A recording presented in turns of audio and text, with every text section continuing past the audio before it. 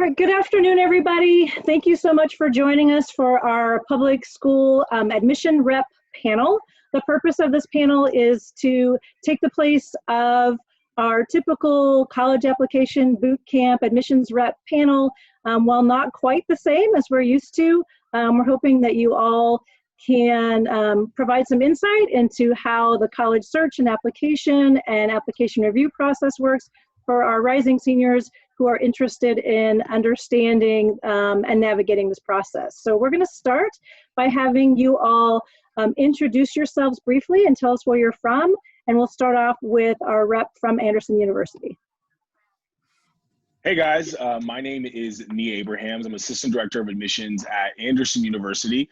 We are a private faith-based school in Anderson, which is about 45 minutes north of Indianapolis. We have about 1,500 students on campus. And yeah, that's just a little bit about who we are, what we're about.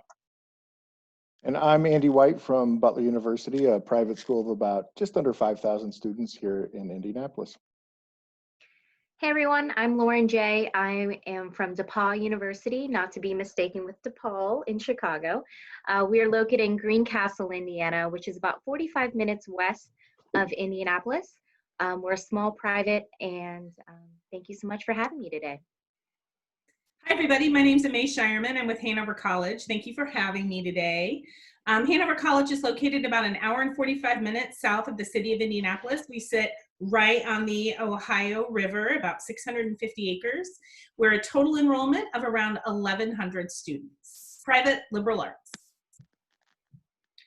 Hi everybody, I'm Carrie Olish and I'm with Hope College, and I'm the only one here that's outside of the state of Michigan. Outside of the state of Indiana. I'm in Michigan. It's about 3.5 hours from the Indianapolis area, and we are a private Christian liberal arts college, and we have about 3,200 students that live on campus. Hi everyone, my name is Kelly Meyer and I'm the Regional Admission Representative here in Indianapolis for the University of Evansville. We're a small private college, about 2,000 undergraduate students, and we do have some graduate programs as well. And we're located about 3 hours southwest of Carmel. Hi everyone, Chris Perkins from the University of Notre Dame. I am a Senior Associate Director in our office. I work with all students from the greater Indianapolis area. Notre Dame is a private institution located about 2 hours directly north of Indianapolis, about 90 miles east of Chicago, and only a few miles from the Michigan-Indiana border. Thanks for joining us. And my name is Kelly Eiler. I'm with Valparaiso University. So we're up in Northwest Indiana. So probably only about 2.5 hours from the Indianapolis area. And then we have about 3,200 undergraduates total. Awesome. Well, we really appreciate all of your being here and sharing this information with lots of students from the Indianapolis area, hopefully, in the end. So we've compiled several questions that we typically get when we do these boot camp sessions in person in the summer. And they cover the range of topics, but a lot of them are focused on navigating this search and application process. And we all know that there are some things that are similar about the way schools do things and how they look at and read applications, but there's also some things that may be different. We want our students to understand the possibilities. So I'm going to start by asking, in terms of the college search process, what should students be asking or looking for in order to find the right college fit? Yeah, so I'll go ahead and jump on some of the bigger things that I hear. It kind of depends at what point in the college search process you're at to kind of help yourself narrow, but some of the bigger things, if you're kind of close to the beginning, that I hear often.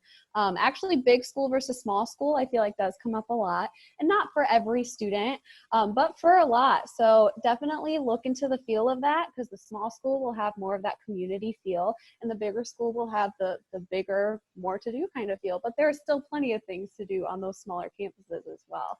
Other things I hear, location comes into play. So how far away from home are you comfortable going? And that, again, is different for every student. Some students want to stay within a 1 day's drive or a couple hours from home.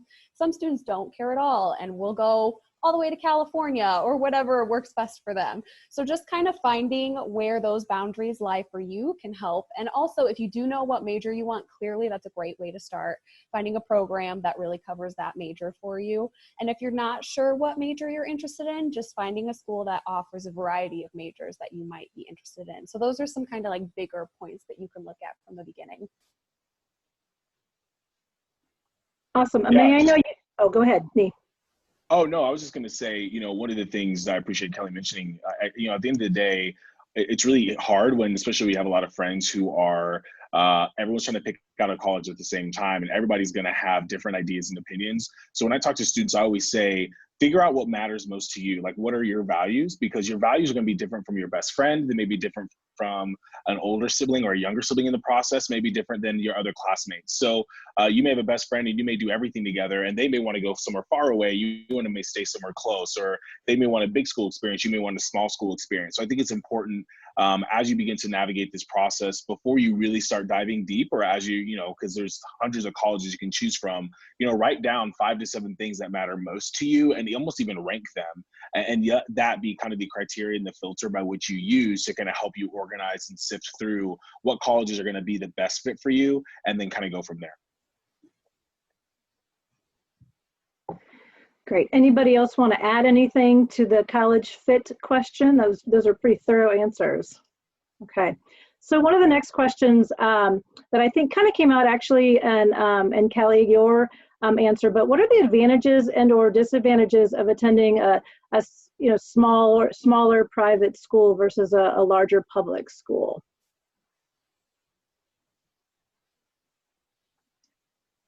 And Kelly, I think you had expressed interest in answering that question. Yeah, I'm sorry, Kelly. I'm sorry, Kelly Meyer.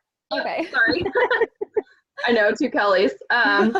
So as far as advantages, I mean, you know, all of us are private colleges here. So we're independent schools that are, you know, a lot of us are primarily tuition-driven institutions. And, you know, we have our own individual identities that are very important to us. And I think if you ask each of us on the screen, you know, what is your institution about, we could all tell you in a pretty short couple sentences.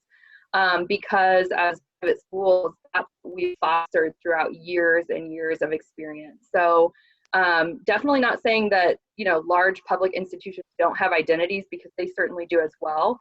But I think each of us really carries a distinct individualized feeling as a small private school. The other thing I would say is just, you know, sometimes I'll have students ask, well, what about, you know, research opportunities or things that I can do that are going to be readily available at bigger schools? I think sometimes it's a common misconception that we aren't able to offer those at small private schools.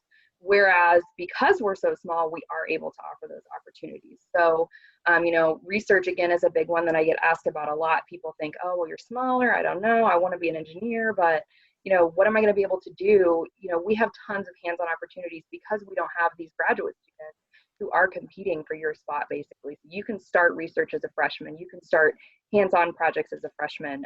Smaller class sizes, of course, is going to be a big advantage that you are going to see at smaller private schools.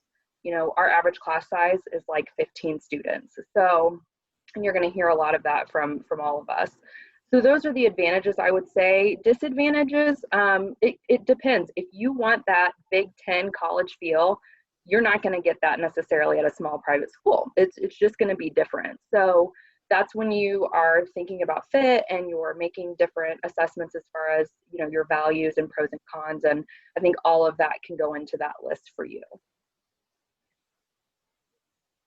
Anybody else interested in talking about those advantages, disadvantages of size? Okay. I know one thing that comes up a lot for our students, and especially I think even more so with private schools than public, is the idea of demonstrated interest. And I'm not sure that you know, all of our students know what demonstrated interest means, let alone how it might be utilized in the admissions process. And I know, Andy, you were interested in touching on that. Sure. So I think demonstrated interest in the kind of the world of the college search process is a relatively new phenomenon. You know, you rewind the clock maybe 20, 25 years ago, students were applying to 3 to 4 schools on average, and now we're talking 7, 8, 9, 10. And so what that has resulted in is colleges trying to have a sense or gain a sense of predicting what we call yield in terms of, you know, who are the students if we admit them, who's going to matriculate, and we'll see them on campus in the fall. So demonstrated interest is our way of just kind of, I guess, keeping tabs on who's raising their hand, who's engaging with us, and who's genuinely interested in being a student on our campus. And so there's a handful of ways that students can show demonstrated interest these days, and they're all pretty standard across the board when you look at, you know, school to school. I would say probably the number one way to do so would be a campus visit. We love to have you guys on our campus, and we know that the likelihood that you're going to enroll is going to go up if you come see and experience what the campus looks like firsthand. I think that another way to show demonstrated interest would be, you know, when all of the reps that you see on the screen here today come visit your high school. You know, we're going to hold brief information sessions typically in the fall, although we don't know what this fall will look like. But you'd have the opportunity to learn a little bit more about our schools and us to learn a little bit more about you. And in doing so, you have the chance to fill out, in most cases, a contact card where we will then take that and kind of add that to your student record. And that might appear in your application file when we read it. College fairs are the same thing. You get the opportunity to have a brief conversation with the admission rep that may actually be reading your application when that time comes. And so it's a good idea to have those kind of in-person interactions, but there's other options as well, especially given the times, you know, most of us are going to start rolling out virtual options that you can sign up for and learn a little bit more about our schools, and we'll keep track of who's joining us there. But it's always a good idea to talk to or introduce yourself to the specific admission rep for the high school that you attend, because we're in most cases going to be the one that reads your application first and can advocate for you throughout the admission process. And so, you know, just engage with us in any capacity, whether it's, you know, the formal visits, or maybe if it's even indirectly through like academic or athletic camps, or even just something as simple as opening all your emails. If you're truly interested in the school, we will notice that. Not every school will pay attention to demonstrated interest, but a lot will. And so it just never hurts to kind of, you know, like I said, raise your hand and show us who's truly interested in our schools.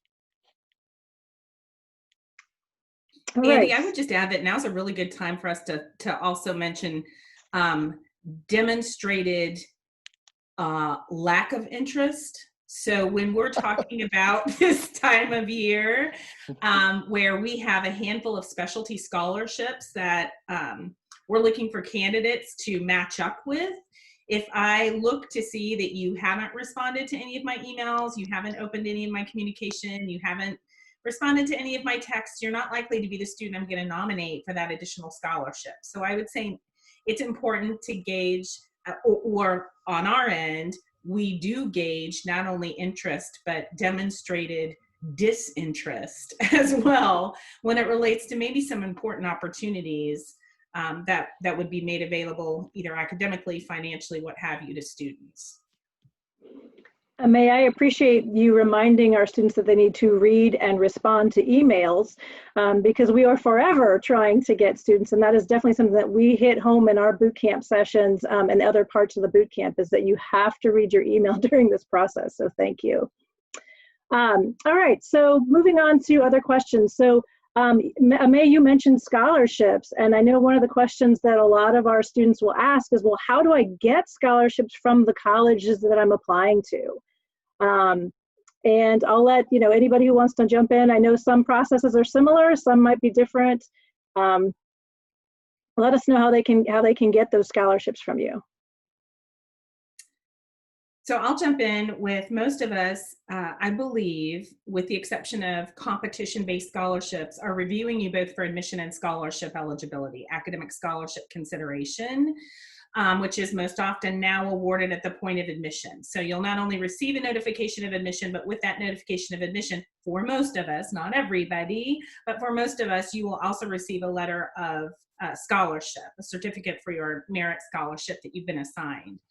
So what I would say is it's important to apply early so that you are educated well on insofar as what the merit potential might be at that institution. But prior to that, you want to make sure that you're utilizing the tools that are available to you right now, in particular the net price calculator, because the net price calculator will allow you to basically create a profile that presents to you a financial aid notification as though you were attending that school that year. So you'll get a very realistic price point. And sometimes it can be skewed based on the information. You know, it's as truthful as you are. So you want to make sure you put in accurate information. And that's a really important tool to help you just from the get-go say, okay, here are the 12 colleges and universities I'm interested in. Here are the price points. And then based on that information, making sure that you're hitting those scholarship deadlines on time, making sure you're applying on time, because sometimes scholarships are only available to students who hit a certain point in the application process. So making sure you're applying early, on time, but then just have kind of a sense going in of what that cost is going to be. So then you know the gap, and you can start working with the folks in the college counseling office, local community organizations, clubs, employers. Target's a great employers that relates to affording academic scholarship for their student workers. So you can start to look sooner once you know what that gap you're trying to fill might look like. But again, using the net price calculator, making sure that you have applied early and on time, met all of those deadlines, those things will help maximize your consideration for scholarship or gift assistance. Obviously, the bottom line, file the FAFSA, regardless of what you think you may qualify for. Let us make that decision, not you on our behalf. And there are often scholarship opportunities, grant opportunities that require that you file that FAFSA. So those are all things that you can do to maximize or minimize, I should say, lower the cost of attendance, but maximize the opportunities available to you in order to do that, to get that price to be what you need it to be in order to make that investment. Awesome. If I could jump in, just in the times that we are right now, I echo everything that Ame from Hanover said. But I think there are some schools that are now doing things just this year even a little different that may not be next year. So say you're watching this and you have a sibling at one of our schools and you're thinking, I know everything because my sister is there. At Hope, it's a little different for us this year. We're not looking, we do take test scores. We're not looking at them for admittance, but we are looking at them for scholarship. And so how would you know that? Just ask us as reps. That's the beautiful thing about a private school. You can get to us super easily. As Andy from Butler said, we love to talk to you, that vested interest, but there are some differences with your class. They could be great advantages for you. But with scholarships, I would really encourage you for the schools that you're interested in, peruse the website, but also speak to the individual reps on how all those are working this year. Fantastic, thank you. Okay, so you've talked a little bit about deadlines and reading applications and what you consider for scholarships, and that kind of brings us to this idea of holistic review. You know, we hear the term a lot. We hear it in information sessions. I know our students hear the terminology holistic review when they visit schools. So can you all talk a little bit about what do you mean by holistic review? And Chris, I think you were interested in starting Sure. that conversation off. Yeah, I'd be happy to. Thanks, Melinda. A holistic review, in essence, means that we are focusing on a wide variety of information during our evaluation process, rather than just focusing on a limited number of data points. So some institutions out there may have, for instance, a certain GPA or a standardized test score cutoff, or they may be looking for certain accomplishments or non-academic involvement for students to succeed in their process for admission. And in a holistic review like what we have at Notre Dame and other institutions out there, we instead really take a broad approach during our evaluation. And there is no perfect formula out there. I think oftentimes students and families think I have to have X, Y, and Z in order to gain admission to whatever school it may be. But for a holistic process, there is no perfect formula that we have in order for a student to compete well in our process or in another institution's process that also incorporates a holistic review. We advise students to look broadly and to make sure that each area of application is really the best that it can be for them personally. I always say don't make the mistake of just focusing on one or two areas of application, and then as a result you forget about the other areas like your essays, like your letters of recommendation, etc. We are ultimately looking for well-rounded human beings who can make our respective institutions better places, and so much of college happens, as you can probably guess, not only inside of the classroom, but also outside of the classroom. So that is why it is crucial from our point of view for us to have that holistic evaluation to find those students who can really give back and can contribute in a number of ways, both academically and non-academically on our respective campuses. I would echo everything that you just said, and I just only add one point to that. At Hope is similar to Notre Dame in that we're looking for excellent community members as well as excellent students that have academic drive. However, you all are not perfect people in every way, and sometimes we'll look at an application, and I'll give you an example that happened last year. Great academic student, off the charts academically, went to extracurriculars, part-time job, and was part of National Honor Society. Two things. And the counselor called and said, I know you look for these great community members, you only see two things. Those are the only two things on there. And I set up a time to talk to the student. And what I found out from the student is how much that part-time job was going to support their family. Now, the reason I bring this up is the counselor brought it to my attention. I then talked to the student, but what if you were in that situation and in your application you wrote why? You only were participating in these two things. It would have been a glorious part. And in all of our applications, it doesn't have to be in your essay. We all have a part with other things you can write down. So the holistic approach is really presenting the best you and giving us information on every aspect of you that you feel comfortable with. That student did get into Hope College, and that student is coming this fall. To bounce off that, Carrie, I do want to add as well, you guys. So some of the components when we consider a holistic review, of course, we're going to look at your academic transcript and see what kind of classes you're taking your senior year. Are you coasting to the finish line, or are you actually challenging yourselves? In addition, I do want to add, I know maybe not every school it's required. DePaul, it's strongly recommended, but doing an in-person interview, even with these times, if we have to do a remote one or virtually, that's fine as well. But in those instances where you're deciding, what do I put in my essay? What do I relay within my application?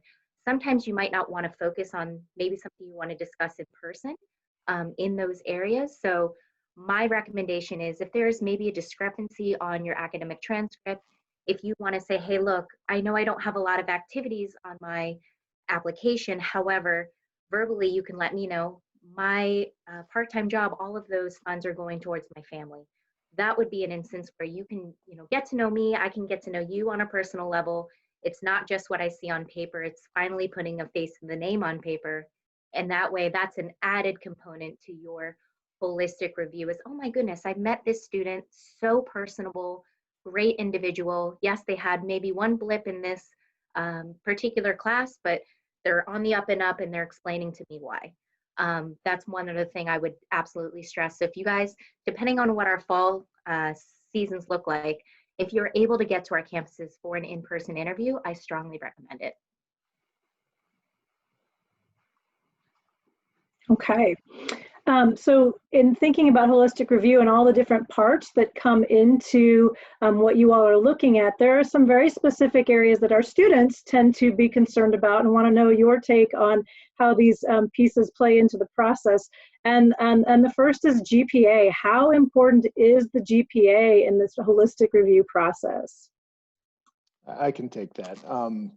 I guess in very simple terms, where holistic review is us trying to pinpoint if a student would be a good fit on our campus.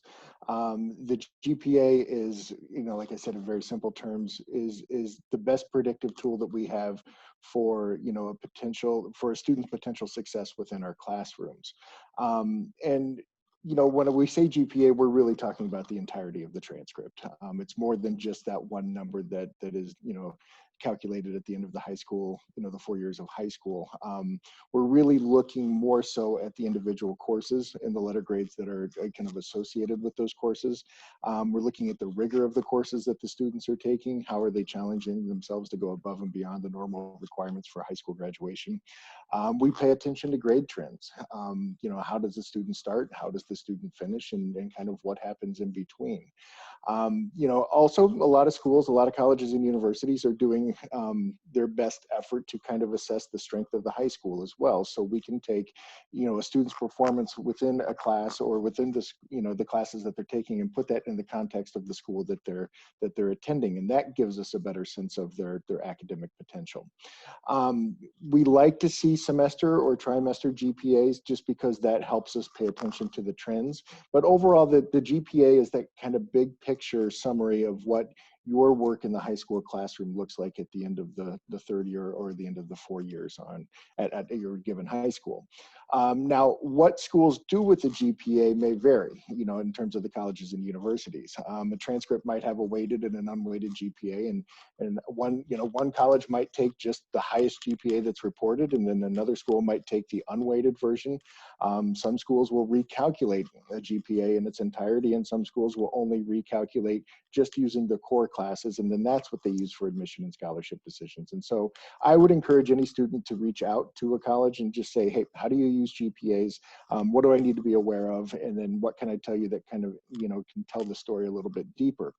One other thing, or a couple other things that I'll add is that we look at not only the GPA, but the courses that you're taking in relation to the major that you're going to study on our campus. And so if you're looking at something that's heavy in the sciences, maybe it's engineering or nursing or it's pharmacy, we're going to want to see, the AP, the IB, the dual credit classes in the sciences to show us that you're well prepared to transition into our classrooms. One other thing that I'll mention is that, given the move of a lot of schools to test optional policies, I think probably the GPA and the transcript is going to play a little bigger role this year than it has in the past, because many schools, Butler included, are going to be less reliant on test scores. And so it's just something to think about. But ultimately, the GPA and the transcript, those are the best predictors that we have for your potential success in our classrooms. Well, and to go along with that question, then we often have students wondering, and I think Lauren, you touched on this a little bit, is one or two lower grades going to significantly affect my ability to be admitted?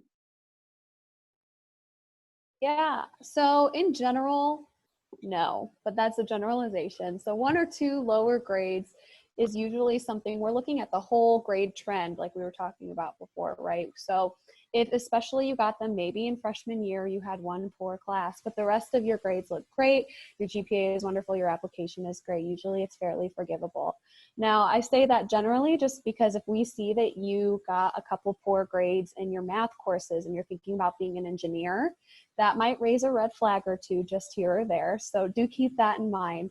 But as a whole, we do a holistic review, and seeing that there's one bad grade in there isn't something that could keep you from getting into a college.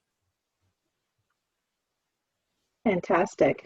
So moving on from grades, what about extracurricular activities? So Carrie, you gave a great example of how you look at the extracurricular activities, but how do extracurricular activities figure into this holistic review process for students?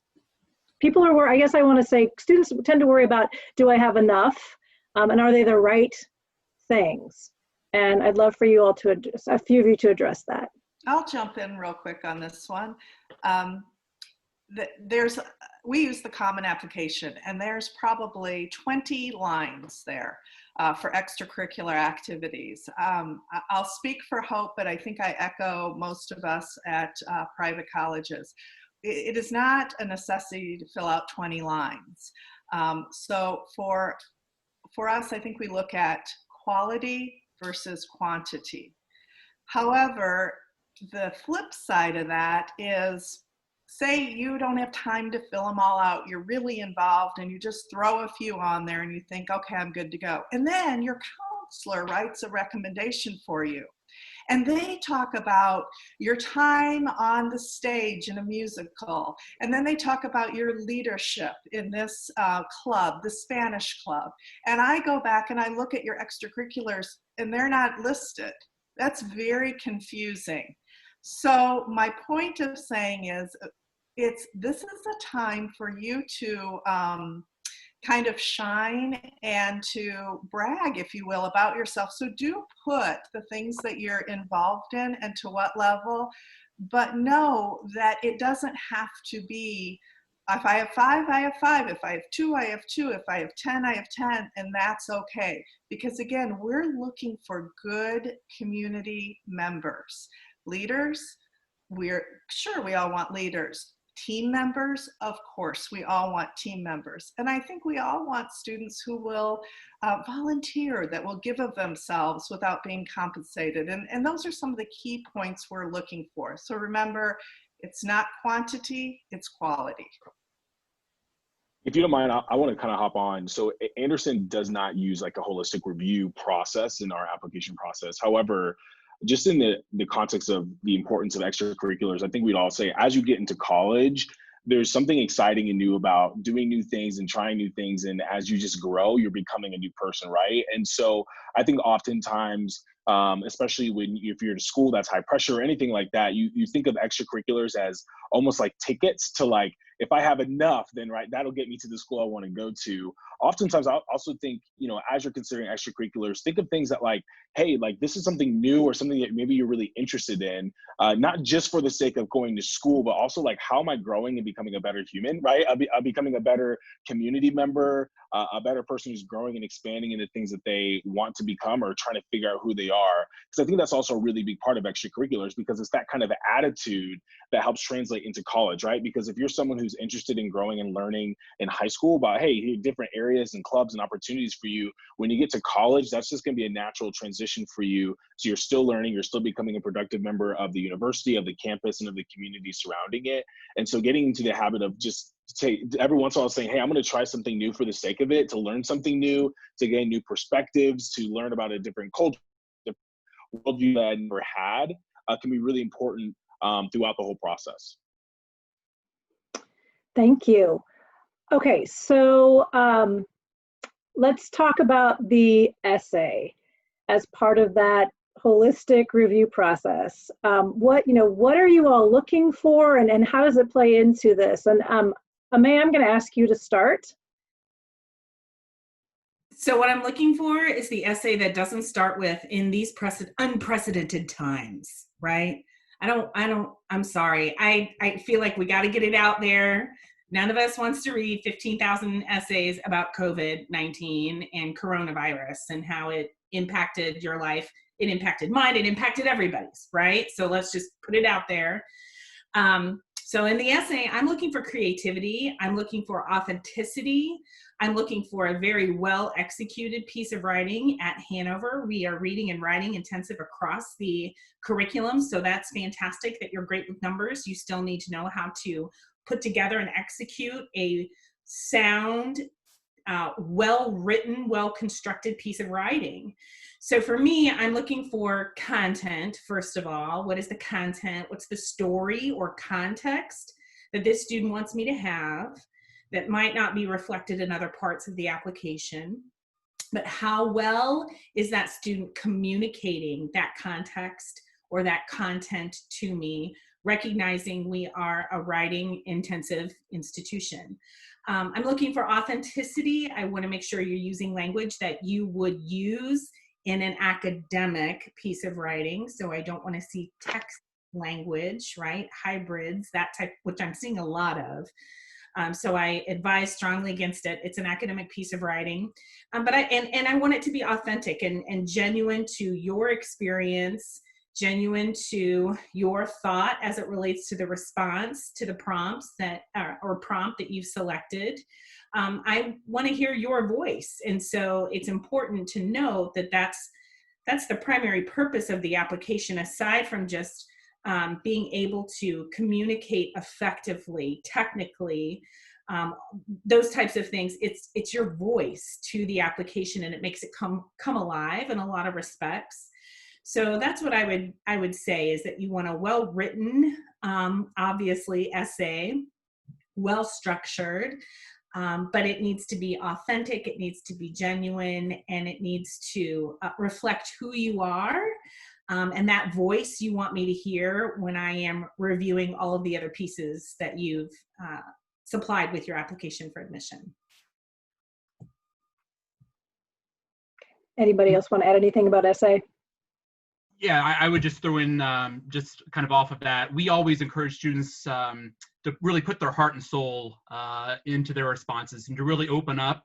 I also always say that it usually takes one of our admissions counselors about 30 seconds or so to get a sense of how much time and effort a student put into their essay response. So whatever you do, please don't wait until the night before or the morning of, right before the deadline, to write your essay response, just because, again, we can tell very quickly. I would say on average, most of our counselors read over 1,000 essay responses every single year. So if you had a chance, in my opinion, ask yourself, if you had that chance to stand over my shoulder or one of our shoulders as we're evaluating your application, what else is there that you would really like for us to know about who you are and what makes you you? And to separate yourself from your activities, your letters of recommendation, your transcript, and again, tell us in your own voice who you are and what that story is.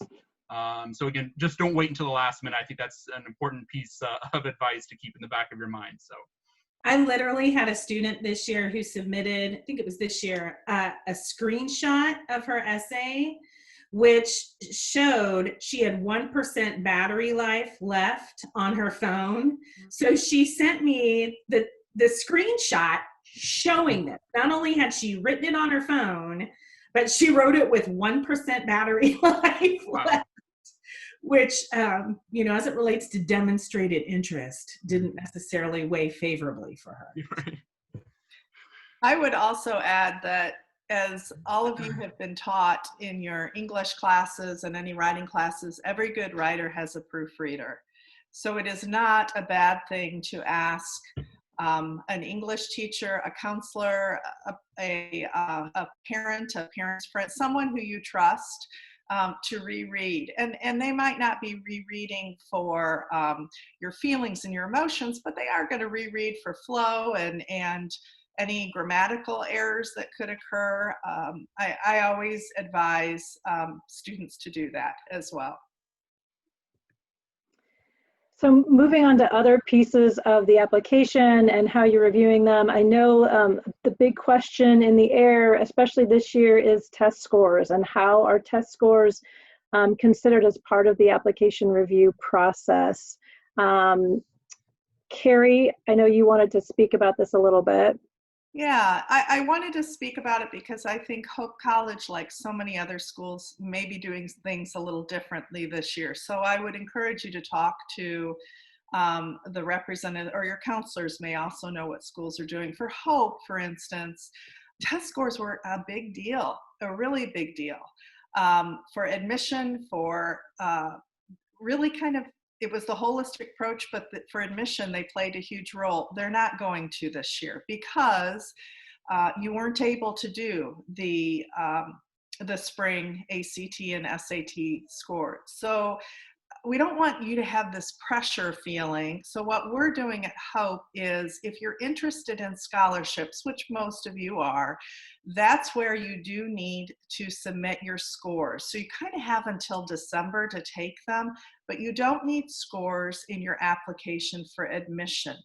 The other thing that we're doing, and again, schools do this very differently, and we never have done this before, but we're also super scoring. I will be honest, it's this year. This may continue, but we're only looking at this year. Some schools are going to test optional. There's some on the panel right here that are test optional. So my point for the scores is it's not the same at all schools. So please don't think, oh, Hope is a private, so this is how they do it. And Purdue is a public, this is how they do it. It really is individually, especially this year with the schools. Okay. I think one of the other parts of the application process that we haven't talked about and isn't always required, but I know that most schools will at least accept letters of recommendation, and sort of how that piece plays into the process and what it provides to you all as you are reviewing applications. And I think, Chris, you wanted to talk a little bit about letters of rec. Yeah, I'd be happy to. Thanks, Melinda. We greatly value letters of recommendation, and they are considered equally, again, going back to that holistic review process, equally in comparison to other parts of a student's application. For Notre Dame, we require one letter of recommendation, and it has to come from a core subject area.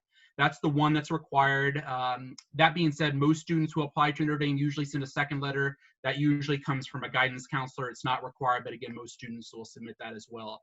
I always say in regards to advice for letters of recommendation, ideally select a teacher who knows you very well and can speak to the various skills, maybe the personal qualities, and even the academic potential that you could bring to Notre Dame or whatever school you're applying to. There really is no need for them to regurgitate other things that have already been mentioned in the rest of your application, in my opinion. Instead, we would really prefer to hear something new that can assist us in better understanding who you are and the gifts that you could bring to our campus. Some good questions that we hope to have answered could include how, in the teacher's opinion, do you honestly compare to others in not only your individual class, but also looking back in previous years? How do you compare with those students that they've taught in the past? How can you add to the rich academic and non-academic setting maybe on our campus? What type of person are you, and why do they believe you are the perfect fit for whatever institution you're applying to? Again, these are just some good questions that we oftentimes kind of hope to have answers to as we're looking at letters of recommendation, and some good pieces of advice to keep in mind. Great, thank you. So we've kind of talked about all the different pieces. Kelly Meyer, can you talk a little bit about, and others can chime in here too, what advice do you have for our students for making their application the absolute best it can be? That's a great topic, and I think that the word that comes to mind to me was what Ame just said when she was talking about essays, and that is to be your authentic self. Take the time that it takes to be your authentic self and put together a good application. Now, I know sometimes that's confusing because we have a lot of really fast ways to apply to our institutions. You know, we have an Express app that you can do on your phone. We do that purposefully because we want you to have access to the application. And our essay for most students is going to be optional. So for many students, yeah, you can just fill out an Express application, have your counselor send the transcript or have the school send the transcript, and then you're done. But for us to really get to know you as your admission counselor, it's going to benefit you to take the time to do that optional essay if you're able to. So that's a question that I know a lot of students have. Okay, if the essay is optional, should I do it? For me personally, it's a way for me to get to know you as my student. So yeah, absolutely, if you have the opportunity, do it and spend the time on it to make it quality. Something that I think is hard is, of course, when we say be your authentic self, I think back to when I was in high school, and I don't know that I could have put together a coherent sentence about who I thought I was. I mean, I still feel like I'm discovering that as I am getting older. And if that's the case, write your essay about that. Just say, you know what, I'm still finding my voice, and that's completely honest. That's going to be one of the most authentic essay responses I get. Or, you know, choose our essay prompt that says, talk about a really good book you've read recently or a great movie you've seen recently and why you loved it so much. You know, talk about an experience you've had in your life that you've really loved. You don't necessarily have to know 100% what your, quote, voice is, because you're going to find that in college and you're going to find that as you get older. So Be honest, be authentic. We love that. We want to get to know the real you, and we want to help you discover who the real you is. So that's my main advice. Okay, I'm gonna, we had a lot more questions than we probably could cover, so I'm gonna ask some that I think are really, they're all important to our students, but that get asked often. One of the things that our students worry about is it a problem if they're undecided about their major choice? And, you know, is it gonna make a difference in whether they're able to get admitted or not? And I think that there are a few of you that wanted to talk about that. I don't know if somebody wants to jump on there first. Everybody was shaking their heads. Yeah, I'll go ahead and jump on. So as far as picking your major, if you are undecided at this point, that is totally okay. I don't think I figured out what I wanted to do until I was graduated with a master's degree, actually. So take your time, and that part of our process, especially in college, is to help guide you through that and help you figure out what you might be interested in and help you try on a few different things if you're not sure and get the experience in order to figure out what you may really be interested in pursuing as a career and as a major. If you think you might know, and maybe you put down a major and got accepted and admitted, and somewhere down the line you change your mind, usually it's just a conversation with your admission counselor, and either we can re-review things for certain majors depending. For example, I know for Valparaiso, engineering, physician assistant, nursing, things like that usually have slightly different requirements than some other majors that we have. So it may just take a re-review, so just let us know and we can talk through that. Or sometimes it's as easy as just a switch. You tell us and we're like, okay, we can take care of that for you. So we're aware that you're still feeling things out, and we want to help you through that process as much as we can. Sounds like you are all in agreement. Okay, a couple of more questions here before we wrap up our panel. A lot of students have some concerns about, am I going to be successful once I get to my chosen college campus? And if I struggle, perhaps, you know, math has been difficult for me, or I'm not sure how to balance that academic and social piece. What kinds of opportunities or resources are available for students if they are struggling once they do arrive on your campuses? And I know, Nee, you were interested in talking about this. Yeah, I think that's an important conversation because there are probably students who are like me, thought they could do everything, and that's just not the case. And so, especially when it comes academically, every school in some form or fashion is going to have a tutoring center, opportunities to get additional academic support. I also think it looks like coming in the form, obviously admission guide you kind of ends once you're in school, your butt's in the seat. So at that point, oftentimes you're going to have an academic advisor who's going to help you schedule classes and do different things like that. And they're going to be a really great resource. Maybe it's a faculty member that you trust, that you have your freshman year, that you're like, hey, this is someone that I feel like I can really connect to.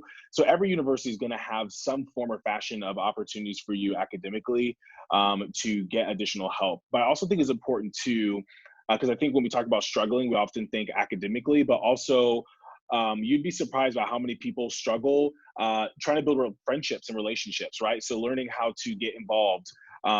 You'd be surprised at something as simple as working out 3 times a week, what that does for you, especially when it comes to mental health, right?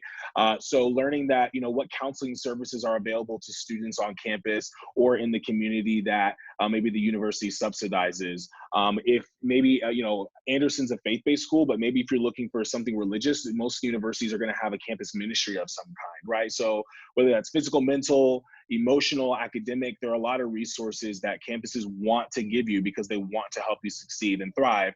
And just because you're struggling, just because you had it all together in high school and now you're coming to college and it's a different environment, like, we're not shocked by that, because that's life. We've all experienced that to some capacity, but it is going to be frustrating when you're a junior and you're not doing well in your classes, or even get to that point and you didn't reach out to anybody. So even if you need to reach out to us, you know, we would be more than willing to help you. Great. All right. One final question that comes up a lot in our boot camp rep sessions, particularly for our students who are athletes, student athletes. And I know especially at our private schools, smaller private schools, a lot of our students have maybe more opportunities to participate in athletics. And Lauren, I know you're interested in kind of sharing a little bit about that student athlete experience and what the students who are looking possibly to continue their sport in college might look like. Sure, absolutely. So being Division III, just as a point of reference for you all who are considering maybe playing a sport in college, we don't offer athletic scholarship. It's per the NCAA.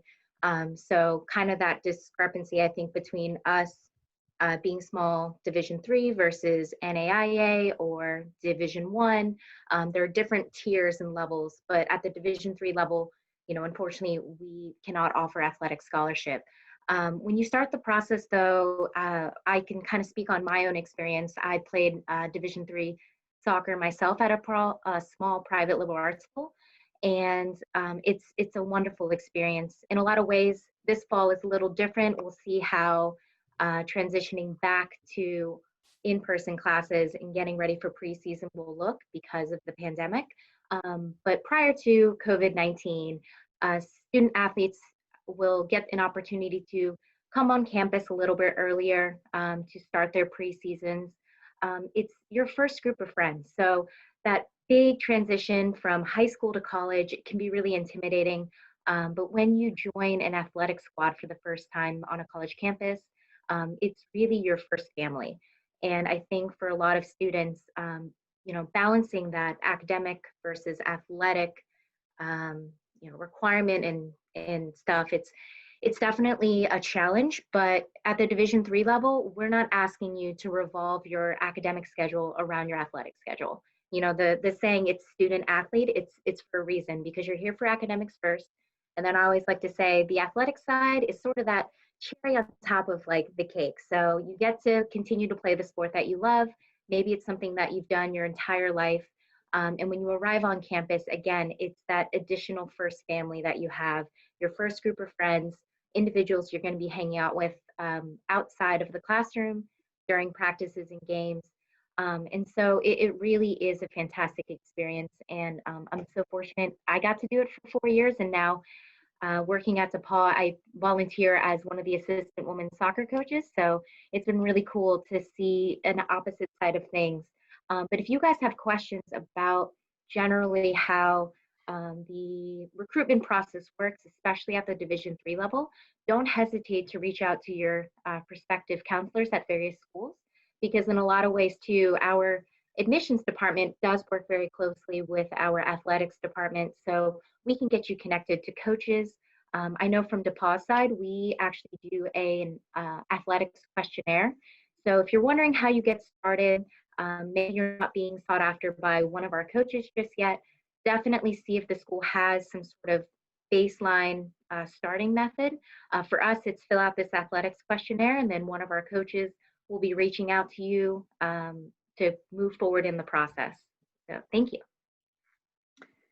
So we've run out of time and questions, but I really can't thank you all enough for working so hard to prepare your answers to these questions so that our students will have at least a sense from your perspective of how this process works. The one thing that I guess I noted throughout this entire panel was you all said at some point, ask us. Reach out to us and ask us if you have questions. That's why we're here. And I think that's the thing that I would like to leave for our students who are watching this panel to the very end, is that make sure that if you have questions, you're not sure, that you're asking those questions of the admissions reps, because that's why you're here. So I'm going to thank you all from the bottom of our hearts for helping with this endeavor to get this information to our students, even though you can't see them in person right now.